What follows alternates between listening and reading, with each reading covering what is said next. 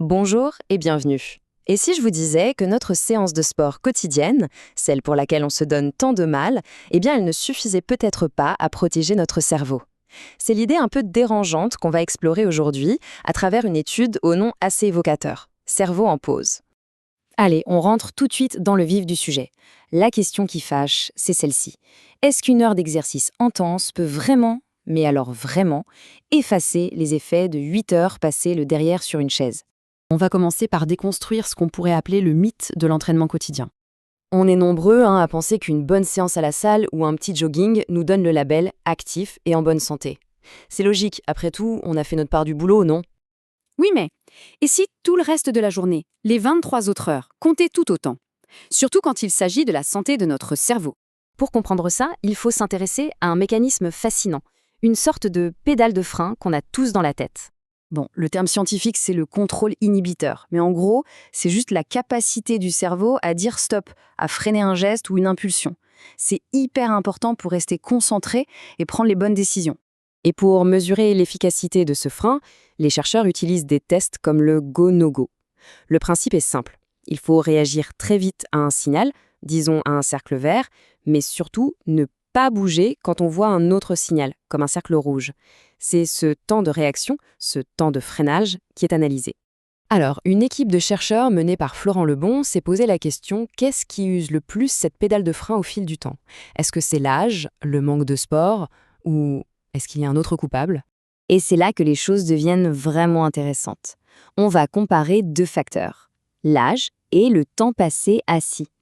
Bon, premier résultat, sans grande surprise, l'étude confirme que oui, en vieillissant, on devient un peu plus lent à la détente. Plus les années passent, plus notre cerveau prend de temps pour appuyer sur le frein. Jusque-là, tout va bien. Mais attention, premier twist. La quantité de sport qu'on fait, la fameuse séance quotidienne, eh bien ça ne permettait absolument pas de prédire si le frein du cerveau était efficace ou non. Rien à voir. En revanche, les chercheurs ont mis le doigt sur un coupable qui a un impact aussi puissant que l'âge lui-même, le temps passé assis. La corrélation est tout aussi forte, c'est frappant. Et ça nous amène au chiffre qui fait vraiment mal. 15,3 ans. Qu'est-ce que ça veut dire? Accrochez-vous bien. Une seule heure de plus passée assis chaque jour a le même effet négatif sur notre frein cérébral que de vieillir de 15,3 ans. C'est juste énorme. Et ça amène les chercheurs à une conclusion assez folle. Je les cite. Une personne très âgée avec un faible comportement sédentaire serait plus apte à stopper une action qu'une personne plus jeune avec un comportement sédentaire plus élevé. Ça inverse complètement notre vision des choses sur l'âge et la performance. La question qui nous brûle les lèvres maintenant, c'est: mais pourquoi alors notre séance de sport ne suffit-elle pas à compenser? C'est là que se trouve le détail le plus dingue de l'étude. Tous les participants, absolument tous, respectaient déjà les recommandations d'activité physique. On ne parle pas de sédentaires qui ne bougent jamais, non, on parle de gens qui faisaient leur sport régulièrement. La conclusion est donc sans appel. Le problème, ce n'était pas le manque d'exercice, c'était l'excès de sédentarité. Du coup, qu'est-ce qu'on fait? Eh bien, tout ça nous invite à repenser complètement notre façon d'organiser nos journées. Alors, si on doit retenir quelques points clés, ce serait ça. Premièrement, être actif, ce n'est pas juste cocher la case sport pendant 1 heure. Deuxièmement, pour la santé du cerveau, c'est crucial de moins rester assis tout au long de la journée.